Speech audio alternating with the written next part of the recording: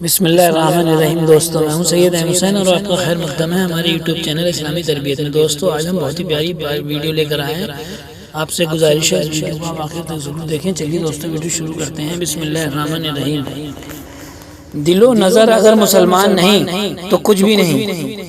حضرت انس بن مالک کہتے ہیں میں حضور کے پاس بیٹھا تھا، حضرت عبداللہ بن عمر بھی بیٹھے تھے، کوئی بات چل رہی تھی۔ ایک حجرے میں ہم لوگ بیٹھے ہوئے تھے، دروازے پر دستک ہوئی۔ مسلم بن امام احمد کی حدیث ہے، رسول کریم صلی اللہ تعالی علیہ وآلہ وسلم نے فرمایا انس جاؤ دروازہ کھولو۔ دروازے پہ وہ بندہ ہے اللہ جسے بنا بغیر حساب کتاب کے جنت عطا فرمائے گا، وہ بندہ ہے دروازے پر۔ حضرت انس فرماتے ہیں میں نے دروازہ کھولا، غریب سا سادہ سا بندہ تھا، سادہ سا صحابی انصاریوں میں سے، اور وہ بندہ بڑا سادہ وضو تازہ وضو کر کے آیا تھا، پانی کے قطرے داڑھی سے بہہ رہے تھے، یہ جوتے لپیٹے بغل میں دبائے ہوئے ہیں۔ دروازہ کھولا، آ کر بیٹھا، حضور سے دو چار باتیں کی، چلا گیا۔ ہم اس کا رنگ دیکھتے رہ گئے اور مصطفیٰ صلی اللہ تعالی علیہ وآلہ وسلم کا کرم دیکھتے رہے، جس کو حضور نے جنتی کہا۔ کہتے ہیں اگلے دن اسی ٹائم اسی وقت ہم حضور کے پاس بیٹھے تھے، اسی وقت پھر دروازے پر دستک ہوئی، حضور نے فرمایا دروازہ کھولو۔ دروازے پر وہ بندہ ہے جسے اللہ تبارک تعالیٰ نے بنا حساب کتاب کے جنت عطا فرمائی۔ کہتے ہیں دروازہ کھولا اور جیسے ہی میری نظر پڑی، بندہ بھی وہی ہے جو کل آیا تھا، حال بھی وہی ہے جو کل تھا، اسی طرح داڑھی سے پانی کے قطرے، بغل میں جوتے۔ السلام علیکم حضور، کل فلاں بات کی تفصیل بھول گیا تھا، پوچھنا بھول گیا تھا، پھر آیا ہوں۔ اس نے چند جملوں میں بات سمیٹی اور چلا گیا۔ فرماتے ہیں اتفاق کی بات تیسرے دن بھی ہم دونوں، حضرت انس بن مالک کہتے ہیں وہی وقت پھر دستک ہوئی، حضور نے فرمایا دروازہ کھولو۔ دروازے پر وہی بندہ ہے جسے اللہ تبارک تعالیٰ بنا حساب کتاب کے جنت میں داخل فرمائے گا۔ کہتے ہیں کھل اٹھے ہمارے چہرے۔ دروازہ کھولا، فرماتے ہیں مجھے یقین تھا وہی ہوگا جو 2 دن سے آ رہا ہے۔ دیکھا تو وہی بندہ تھا جو کل آیا تھا اور پرسوں بھی آیا تھا، حالت بھی وہی تھی، چہرے سے پانی کے قطرے ٹپک رہے تھے، بغل میں جوتے تھے۔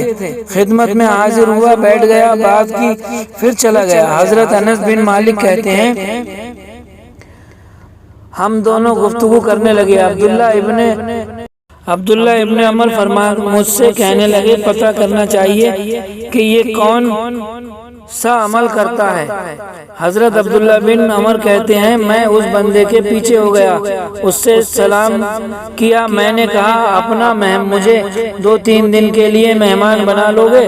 وہ کہنے لگا آپ کے گھر میں جھگڑا ہو گیا، کریم میں ہی تو تمہارا گھر ہے، میرے مہمان بننے کا کیا کوئی جھگڑا؟ کہتے ہیں میں نے کہا ایسا ہی سمجھ لو، پر مجھے مہمان بنا لو۔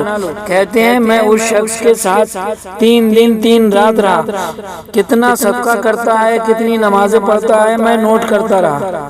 میں چاہتا تھا مجھے وہ عمل ملے جس کی برکت سے مصطفیٰ صلی اللہ تعالی علیہ وآلہ وسلم نے اسے 3 بار جنتی فرمایا ہے، تاکہ وہ کیفیت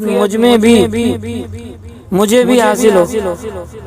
حضرت عبداللہ بن عمر فرماتے ہیں میں نے کوئی خاص چیز نہیں دیکھی، وہ عشاء کی نماز پڑھتا اور فجر تک کروٹیں بدلتا رہتا، الحمدللہ میں اٹھ کر تہجد بھی پڑھتا، میں نفل بھی پڑھتا، وہ ایک پارہ قرآن مجید کا پڑھتا، میں 3 پارے پڑھتا۔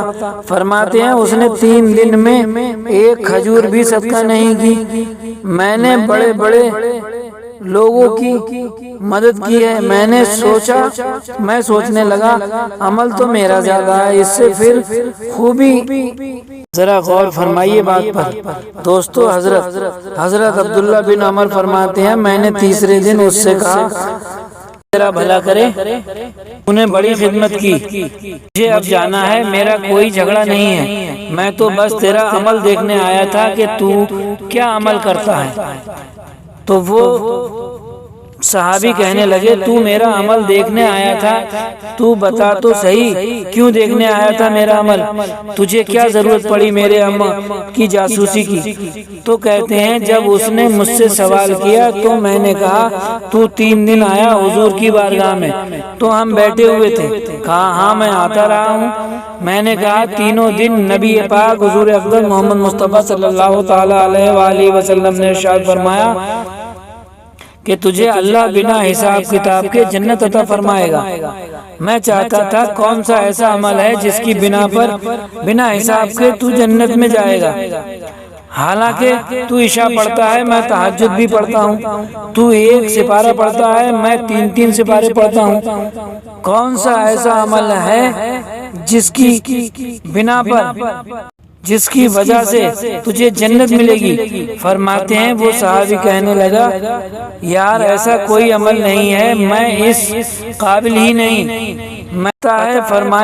فرماتے ہیں جب میں نے اصرار کیا بتا دے یار، کہنے لگا بتاتا ہوں سن، میں جب سوتا ہوں تو میں اپنے دل پر نظر ڈالتا ہوں، سویرے جب اٹھتا ہوں تو اپنے دل پر نظر ڈالتا ہوں۔